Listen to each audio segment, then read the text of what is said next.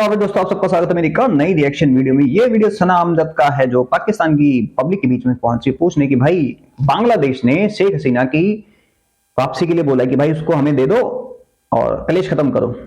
You think India देगा कि नहीं देगा? वो आप सब में इंडिया तो देगा नहीं वैसे, खैर बाकी देखते भाई पाकिस्तान की आवाम इस पे क्या बोलती है क्या नहीं। चलते पाकिस्तान देखते हैं ये वीडियो करते हैं शुरू। लेकिन वीडियो शुरू करने से पहले वीडियो को लाइक कर लें, चैनल को सब्सक्राइब कर लें, बेल आइकन दबाना ना भूलें। ऐसे और मजेदार रिएक्शन वीडियो के साथ क्या इंस्टाग्राम पे फॉलो कर ले, लिंक आपको डिस्क्रिप्शन में मिल जाएगा। और अगर आप सपोर्ट करना चाहते हैं तो यूपीआई लिंक भी आपको डिस्क्रिप्शन में मिल जाएगा। तो चलते हैं पाकिस्तान, देखते हैं कि पाकिस्तान की पब्लिक क्या बोलती है क्या नहीं। तो शुरू करते वीडियो बिना किसी देरी के, चलते हैं पाकिस्तान। 5 अगस्त 2024 को जब बांग्लादेश में शेख हसीना वाजिद का तख्ता पलटा तो वो अपनी जान बचाने के लिए भारत फरार हो गई। तब से शेख हसीना वाजिद भारत में रह रही थी, लेकिन अब बांग्लादेश में मौजूद यूनुस सरकार ने इंडिया को एक डिप्लोमेटिक नोट भिजवाया है और इंडिया से शेख हसीना वाजिद की डिमांड कर ली है। और साथ ही साथ मोहम्मद यूनुस की सरकार ने शेख हसीना वाजिद पर 225 मुकदमात दर्ज कर दिए हैं, जिसमें गद्दारी, कत्ले आम और अगवा के मुकदमात सरे फहरिस्त हैं।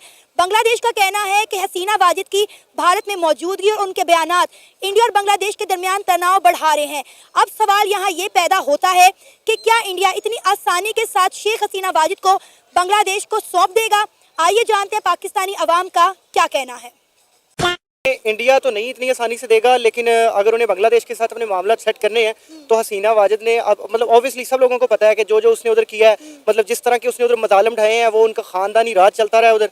तो अगर इंडिया को मतलब अपने मामला बांग्लादेश से सेट करने हैं तो वापस उन्हें देनी पड़ेगी, ठीक है। और वो स्टूडेंट्स का भी इशू आप देख सकते हैं कि स्टूडेंट ने किस तरह से मतलब वहाँ पे मतलब जद्दोजहद की, और मतलब स्टूडेंट्स का ऑब्वियसली मेन किरदार है उधर, ठीक है। उन्हीं की वजह से मतलब बांग्लादेश का जो था वो सारा निज़ाम उन्होंने धर्म भरम किया। और मतलब हसीना वाजिद जो थी वो बांग्लादेश से, वो सब लोगों ने देखा कि वो भागने को मतलब वो मजबूर होगी अपनी जान बचाने को, ठीक है। तो देखें, वापस तो करना चाहिए उसको, वापस करेंगे तो इसी से मतलब ठीक है। उसके ऊपर जो मतलब वहाँ पे जो FIRs वगैरह है, मुकदमा जो वहाँ पे चल रहे हैं, तो उनको आगे मतलब वो अपना वो जारी कर सकें। 225 मुकदमा जो हैं शेख हसीना वाजिद पर बांग्लादेश की जानिब से लगाए गए हैं, जिसमें कत्ल, गद्दारी और अगवा के मुकदमा दर्ज हैं। जी, ये बिल्कुल हमने ये चीज़ें सारी सुनी हुई हैं कि ऑब्वियसली मतलब वो उन्होंने तो 225 लगाए हैं। मेरे ख्याल से तो पता नहीं अभी अगर वो पूरी काउंटिंग करे तो क्या पता इससे भी ज़्यादा हो जाए, क्योंकि अब मतलब कि उसने वहाँ का जो सिस्टम था वो बांग्लादेश का सारा वो ठीक है, पाकिस्तान से मतलब वो अलग हुआ 1971 में, आप सब लोगों ने देखा वो उसमें ठीक है, हमारा अपना भी कुछ रोल था, हमारी अपनी कुछ गलतियाँ थी जिस वजह से मतलब कि वो बांग्लादेश जो था वो हमसे जुदा हो गया, ठीक है। लेकिन अब अल्लाह की ज़ात खैर रखे, बांग्लादेश के मामला इंशाल्लाह वो ऑब्वियसली हमसे तो थोड़ा आगे है, लेकिन अभी और सेट होंगे वो फजले। बांग्लादेश ने तरक्की भी तो शेख हसीना वाजिद के दौर में ही की थी ना, और अब कैसे इंडिया इतनी आसानी के साथ शेख हसीना वाजिद को जो है वो बांग्लादेश को वापस करे, जबकि हमें पता है कि वो वहाँ पे महफूज नहीं है, वो अपनी जान बचा के ही जो है इंडिया गई। तो डेफिनेटली इतने अरसे से उन्होंने बांग्लादेश के ऊपर हुकूमत की है, तो इंडिया के लिए वो बहुत ज़्यादा अहम है। उनके पास बांग्लादेश के बहुत सारे राज भी हैं।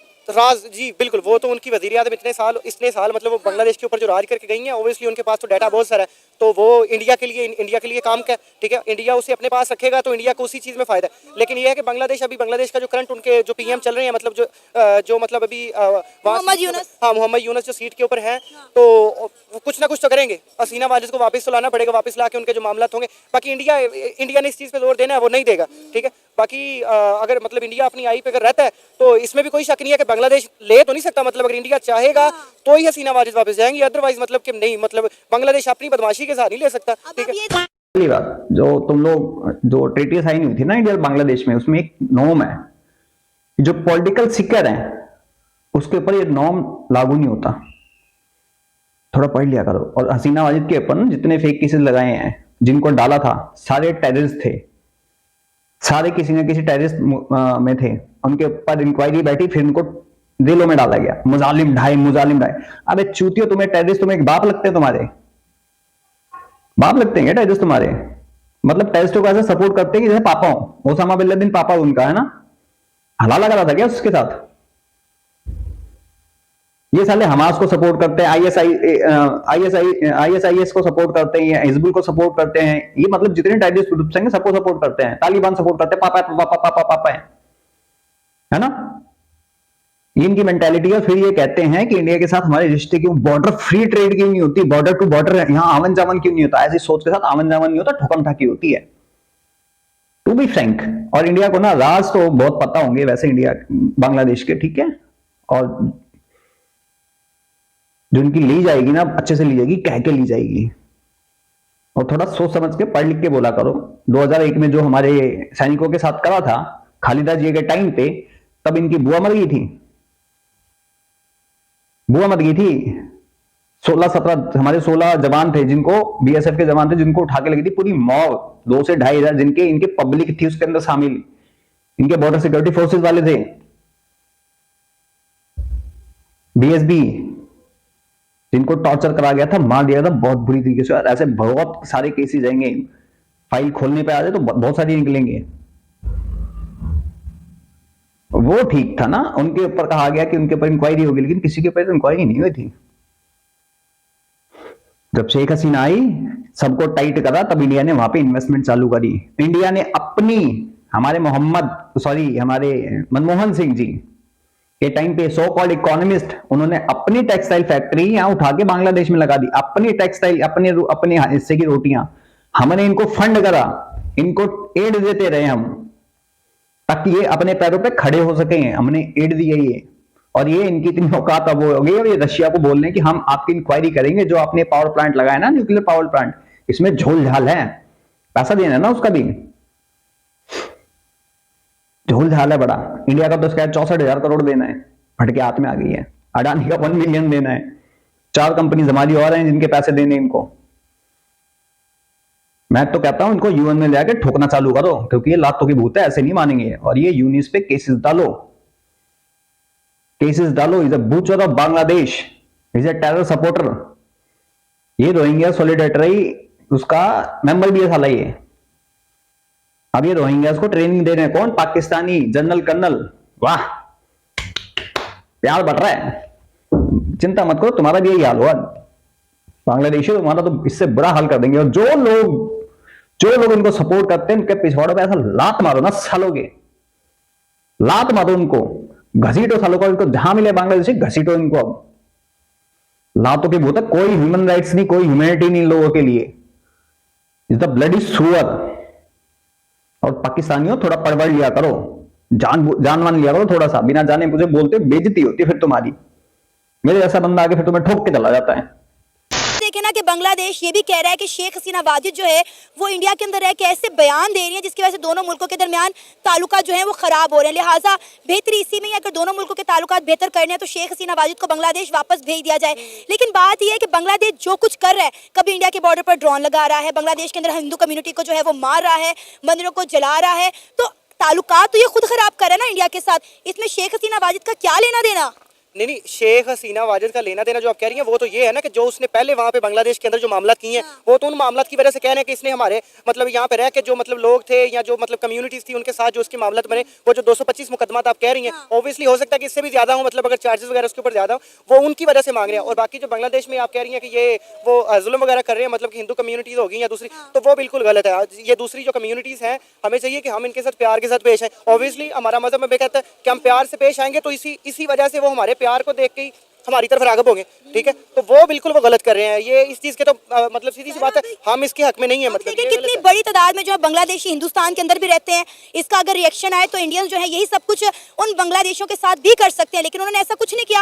उन्होंने कानूनी कार्रवाई शुरू जरूर की कि जो गैर कानूनी बांग्लादेशी जो है वो इंडिया के अंदर रह रहा है उसे वापस भेजा जाए, लेकिन ऐसे किसी बांग्लादेशी का हिंदुस्तान में हमने कत्लेआम नहीं देखा जैसे बांग्लादेशी जो है वो इंडिया के अंदर रहने वाली हिंदू कम्युनिटी के साथ कर रहे हैं। सर खवातीन के रेप कर रहे हैं, बच्चों पर तशद्दुद कर रहे हैं, घरों को जो है वो जला रहे हैं, दुकानों को लूट रहे हैं, और फिर इंडिया को आंखें भी दिखा रहे हैं कि हम जो है कोलकाता पर 4 दिन में कब्जा कर लेंगे, और फिर उन्हें कहने भी शेख हसीना दे दो वरना हमारे ताल्लुकात खराब होंगे।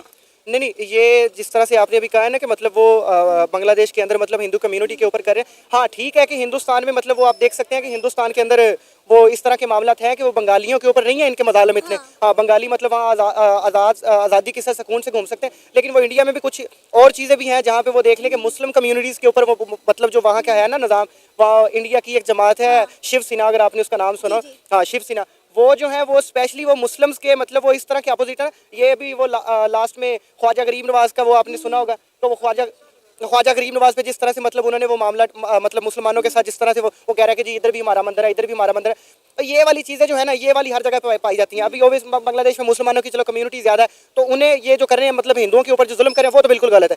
इस चीज़ को हम नहीं मानते, मतलब हम तो इस चीज़ के बिल्कुल खिलाफ हैं और नहीं चाहते कि मतलब इस तरह से मतलब जो अपोजिट कम्युनिटी है उनके साथ ऐसा सलूक किया जाए। उनके साथ बंदे को प्यार से रहना चाहिए। और हसीना वाजिद का जो मामला है वो मतलब वो इंडिया देगा तो नहीं, लेकिन हाँ नहीं देगा, बिल्कुल नहीं बांग्लादेश देगा। जबरदस्ती ले भी नहीं सकता, नहीं जो ले कुछ ये सकता। कर रहे हैं उसके बाद तो बिल्कुल भी नहीं ले सकता। नहीं बिल्कुल नहीं ले सकता, ठीक है, क्योंकि बंगाली और देख सकते हैं वो क्या कहते हैं कि जो टका था वो टका हमसे आगे चला गया, लेकिन वो मतलब इंडिया के आमने सामने नहीं हो सकता कि इंडिया को आंखें दिखाएं, आंखें दिखा के बोलेंगे जी हमें मतलब हसीना वाजिद मतलब ले ले, हमें वापस दे दो या हम, और बाकी वो कोलकाता वाला सीन का कोलकाता पे हम आ जाएंगे। तो ये सिर्फ बातें होती हैं इस तरह की। हाँ ठीक है, जो हाँ से हंसी बयान है सिंपल सा यार, बाकी ठीक है उनका जो मामला है वो अपना वो यूएन नेशन में अपना उठा सकते हैं वहाँ पे, हाँ कि हमारे साथ मतलब ये गई है, हमारे ऊपर इतना जुल्म करके गई है, हमें इसे वापस करो। सर बात तो चले यूएन में जाएं, यूएन में क्या सबूत देंगे बता दे मुझे। और रही तुम्हारी ये इनकी देखो कि सोच देखो कितनी घटिया है, उन पे मुजालिम मत करो। हमारा धर्म, तुम्हारा धर्म कहता है भाई, कहता है झूठ मत बोलो, तुम सारे झूठे एक नंबर के। तुम्हें बोला जाता है जहां काफिर देखो मार दो, उनको कन्वर्ट करो, जबरन कन्वर्ट करो, जबरन दावत दो, अगर नहीं मानता तो जबरन कन्वर्ट करो उसको। ये तुम्हारे में है, तो ये झूठ मत बोला करो, चूरन मत बेचा करो दूसरों को, ठीक है ना। तुम लोगों का ये अलमिया ये। और रही इनकी बात, 4 दिन में इनका बाप क्या इनका पूरा खानदान इनकी पुश्ते लग जाएंगी।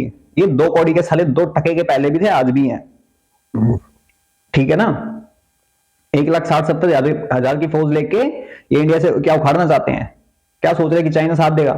चाइना कभी इनके मामले में फड्डे में हाथ नहीं डालेगा, याद रखना। और चाइना को नहीं चाहिए ये, चाइना को भी चाहिए भाई, वो चाइना को भी वो पोर्ट चाहिए, वो जगह चाहिए, यूएस को भी चाहिए, क्योंकि चाइना को पता है अगर वहां यूएस आके बैठ गया तो मेरी जिंदगी झंड हो जाएगी। यूएस के फेवर में नहीं है चाइना भी। और इनके बयान जो कह रहे, बयान लोगों के जब आते हैं ना उनकी कोई वैल्यू नहीं होती, लेकिन जब कोई मिनिस्टर का बयान आता है ना उसकी बहुत वैल्यू होती है, उसको थ्रेट माना जाता है। जैसे तुम्हारा पाव किलो वाला, वो थ्रेट था, उसको यूज कर सकते हैं हम, जहां मर्जी यूज करेंगे उसको हम, कि तुम लोग अपनी पार्लियामेंट में खड़े होके अपनी बयानों में इंडिया को थ्रेट करते हो तो हम तुम्हें ठोक सकते हैं। समझ में आ गई बात? हमारे पास प्रूफ है कि तुम लोग ये हरकतें करते हो, और हमारे पास प्रूफ है ये कि वो साला मीठा महफूज आलम जो कुत्ते की तरह भौंक रहा है, और हसीना वाजिद तो भूल जाओ बेटा, कभी वो तुम्हें मिलेगी भी। और कौन सा मुसलमानों के साथ यहां पे होता है बता बे? हाँ मंदिर है, हमारा इंडिया है, मंदिर है, निकालेंगे उसको, हमारी प्राचीन हमारी सभ्यता है वो, हमारी सभ्यता पे तुम साले घर बना के, तुम मजारे बना के बैठोगे तो छोड़ देंगे क्या? उखाड़ो फेंको उसको, क्यों रखें? और रही शिवसेना की बात, वो शिवसेना नहीं रही, बाला साहब ठाकरे के जाने के बाद वो शिवसेना नहीं रही। I support him Raj Thackeray, he looks like a Bala Saheb Thackeray. उनके, मैं तो कहता हूं उनको आना चाहिए, उनका लगता है कि हाँ वो उनका अंश है भाई, वो दिखता है उनके अंदर, राज ठाकरे के अंदर, एंड आई सपोर्ट हिम। अब जो मुझे एक्सट्रीमिस्ट बोलना चाहता बोल सकता है, ये धर्म की बात नहीं, ये हमारी सभ्यता की बात है, और हम अपनी सभ्यता को निकालेंगे, देखेंगे हमारी सभ्यता में क्या था क्या नहीं, उसको पढ़ेंगे। क्योंकि जो मुगल जिनको तुम पापा बोलते हो, उन्होंने हमारी सभ्यताओं को बेकार, खराब करा, तोड़ा फोड़ा, लूटा। जो उनके पिछवाड़ों में नहीं टूट पाए उनसे, वो छोड़ दिया, क्योंकि उनकी 7 पुश्तें लग जाती वो करते करते, तब भी नहीं होता कुछ भी। तो हम अपनी सभ्यताएं निकालेंगे, देखेंगे उसमें क्या था, हमारे पूर्वज क्या थे क्या नहीं थे, उन्होंने क्या ढूंढा था क्या नहीं ढूंढा था। तुम्हारे थोड़ी ना पृथ्वी चपटी है, हमें पहले भी, आज से 5000 साल पहले पता था कि 9 ग्रह होते हैं, 9 ग्रहों की पूजा होती है हमारे यहाँ पे। हमारे धर्म के अंदर हर एक चीज साइंस से जुड़ी हुई है। हम पेड़ों की पूजा करते हैं, पीपल की पूजा करते हैं, क्यों करते हैं? पीपल क्योंकि 24 घंटे ऑक्सीजन देता है, तुम्हें यही चूतियों को नहीं पता। नदियों की पूजा करते हैं, पहाड़ हवा की पूजा करते हैं, जानवरों की पूजा करते हैं। इंसान खत्म हो जाए तब भी ये धरती रहेगी, बहुत अच्छी रहेगी, लेकिन अगर जानवर खत्म हो जाए, पेड़ खत्म हो जाए, तो ये धरती खत्म हो जाएगी। और ये रियलिटी है इस दुनिया की। इंसानों से दुनिया नहीं चल रही है, चल रही है पेड़ों से, जानवर से, हवा से। एक चीज खत्म हो जाए ना, एक चीज, पेड़ खत्म हो जाए, जानवर खत्म हो जाए, पूरी दुनिया खत्म हो जाएगी, याद रखना। तो हमारे धर्म में सिखाया जाता है, बताया जाता है कि बेटा इनकी अहमियत समझो, नहीं समझोगे तो खत्म हो जाओगे। समझ में आ गई बात? सूरज खत्म हुआ तब भी खत्म हो जाओगे, उसकी रोशनी नहीं आई तब भी खत्म हो जाओगे। तो प्रकृति का बहुत बड़ा महत्व है। ग्लेशियर पिघल रहे हैं ना, क्यों फट रही है साइंटिस्टों की? इसीलिए फट रही है, बहुत तेजी के साथ एनवायरनमेंट चेंज हो रहा है, जो हम ये गंदगी फैला रहे हैं इसकी वजह से। तो ये हमें चीजें पहले हमारे धर्म में सिखाई जाती है, बताई जाती है कि बेटा ये मत करना, इससे नुकसान होगा, पेड़ मत काटो, इससे नुकसान होगा। लेकिन तुम चूती हो, कहां समझ में आएगा?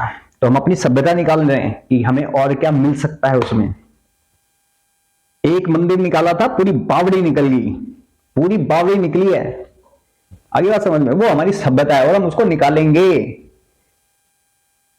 मैं टी राजा से कहूंगा कि टी राजा को एक्शन लेना चाहिए भाई, बिल्कुल लेना चाहिए। और हर स्टेट के अंदर मारपीट कोई नहीं, बस खाली इनकी आइडेंटिफिकेशन करके पुलिस वालों को बता दो, क्योंकि हम इनकी तरह जाहिल जिहादी नहीं है ना, हमें नहीं सिखाया जाता। बस इलीगली जो भी है, लीगली भी इनको भी निकालो यार, क्यों रखा हुआ है हमने, क्यों पाल रहे सालों को? Get out from here. हम क्यों पाल रहे सालों को इनको भाई? अपने टैक्स के पैसों पे साले इलाज भी यहां पे आके करवाएं, हम साले भूड बनाए अपनी। मेरी जो कंडीशन है, मैं बताता हूं आपको, मेरी जो कंडीशन है ना, पिछवाड़ा टूटा पड़ा है मेरा, लिटरली पिछवाड़ा टूटा पड़ा है। मैं ट्रीटमेंट नहीं करवा पा रहा बिकॉज पैसा चाहिए भैया। गवर्नमेंट हॉस्पिटल में आप सबको पता है क्या सीन चल रहा है। ये साले गवर्नमेंट हॉस्पिटल में जाते हैं, फ्री में ट्रीटमेंट करवाते हैं, अपना लंग्स, फेफड़े, हड्डियां सब चेंज करवाते हैं। हम जैसे लोग अपनी ही मरवाते फिरते, क्योंकि ये साले हमारे हॉस्पिटल में भरे पड़े हैं। हमारा ट्रीटमेंट नहीं हो सकता, हमें चाहिए पैसा। अब सोचो 13 से 14 लाख रुपए चाहिए इसके लिए, कहां से आएंगे? इनके ऊपर लग जाते हैं। हमारी गवर्नमेंट हमारे ऊपर तो लगा नहीं पाती, फिर हमारे सोर्सेस पे पलने साले ये। और हम जैसे लोग पेन किलर खा के साले किडनियां भी खराब कर रहे हैं अपनी। सोचने वाली बात है ना, एक नॉर्मल, जो इन लोगों की लाइफ कितनी नॉर्मल है, मेरी लाइफ बहुत नॉर्मल नहीं है। It's not normal. दवाई ना खाओ तो मैं उठ के बैठ नहीं सकता, फट के चाल जाती है मेरी। ये पूरा हिस्सा इतना पेन करता है ना, मैं चल नहीं सकता प्रॉपरली। तो थैंक्स टू हिम ये लोग आते हैं, 20-20 बच्चे करते हैं और हमारे हॉस्पिटल में भरे रहते हैं कुत्ते की तरह, भेड़ बकरियों की तरह। हम लोग जाते हैं, हमें कुछ नहीं मिल पाता। फिर वो चाहे एम्स हो, कोई और हॉस्पिटल हो, प्राइवेट हॉस्पिटल में औकात नहीं है भाई करवाने की, सीधी बात है। नहीं है औकात इस टाइम, नहीं है पैसा, काम करके अपने खर्चे निकालते बस, बहुत है वो। देखते जब तक चलता है चलता है, नहीं तो बैठ जाएंगे, क्या करेंगे। और हाँ, इनको इसलिए भी निकालो क्योंकि भाई आपके सोर्सेस पे पल रहे हैं। आपको जो मिलना चाहिए, आप अपने बच्चों को प्राइवेट स्कूल्स में डालते हो, उसकी फीसेस देते हो, बुक्स के पैसे देते हो, टैक्स भी पे करते हो। प्राइवेट हॉस्पिटल में जाते हो आप लोग, इंश्योरेंस करवाते हो, प्रीमियम भी पे करते हो, टैक्स भी पे करते हो। टैक्स हम क्यों पे करते हैं? अपनी फैसिलिटीज के लिए, ताकि हमें मेडिकल मिल जाए, अच्छी सड़कें मिल जाएं, स्कूल्स मिल जाएं। इंसान क्यों पे करता है? इसीलिए करता है ना। तो क्या हम टैक्स पे करना छोड़ दें? बताओ आप सब मुझे। क्या आपके साथ ये कंडीशन रहेगी, आपके पास इंश्योरेंस नहीं है, आपके अगर इंश्योरेंस नहीं है, आप क्या गवर्नमेंट हॉस्पिटल में ट्रीटमेंट करवा सकते हो? जो धक्के खाने पड़ेंगे, जो कुत्ता पंती होगी वहां पे ना आपके साथ, आप सोच नहीं सकते। मैं झेल चुका हूं सब चीजें। 2 साल मेरे को ब्लड चढ़ा, 2 साल। और जो मेरी कंडीशन होती थी ना, बहुत अच्छे से जानता हूं मैं। और जो एनजीओ इनको सपोर्ट करते हैं, जो हॉस्पिटल फ्री में ट्रीटमेंट करते हैं ना, एक बार जरा अपने ही देश के अंदर आदिवासियों पे जाके ट्रीटमेंट करके दिखा दो ना, उनके फ्री में ट्रीटमेंट करो। उनके तो भाई साहब डेड बॉडी तक बिना पैसों के नहीं देते ये लोग।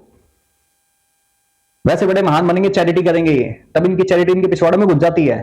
साला कोई टेररिस्ट आके इनकी ट्रीटमेंट करवा के चलाएगा, दुश्मन देश का, वहां फ्री में कर देंगे, चैरिटी करेंगे। ओहो, यहां से जाते हैं उनके देशों में ट्रीटमेंट करने, लेकिन यहां से इनको अपने ही देश में जाने में टाइम नहीं मिलता।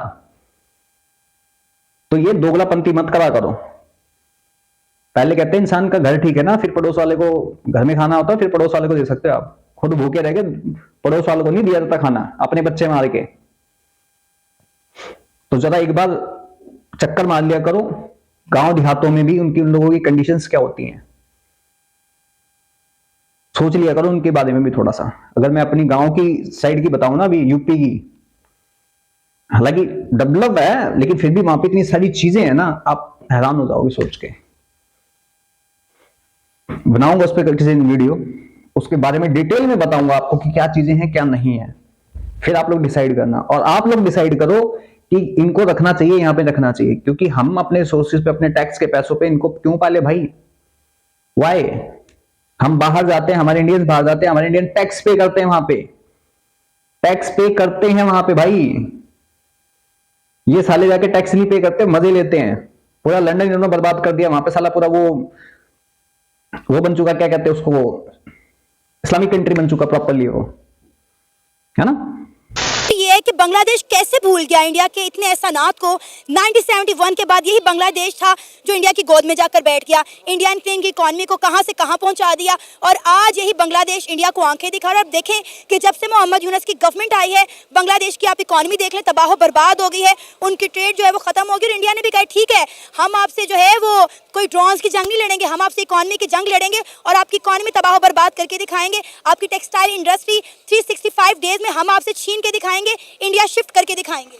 नहीं, ये तो है, वो देख सकते हैं क्योंकि पूरे का पूरा मुल्क का तख्ता उल्टा है। हाँ। तो वो तख्ता उल्टने में वहाँ का जो आप स्टॉक वगैरह लगा सकते हैं वो ऑब्वियसली, और जो इन्वेस्टर होंगे वो उन्होंने तो भागना था, ठीक है। हाँ। नई हुकूमत जिस तरह से, वो हमें अपने मुल्क का पता है कि हमारे मुल्क में जिस तरह के मामला बने, बिल्कुल। खान था ऊपर, खान को नीचे गिराएगा, खान जैसे नीचे आया उसके बाद मुल्क के हालात देख लो आगे से कहाँ जा रहे हैं, ठीक है।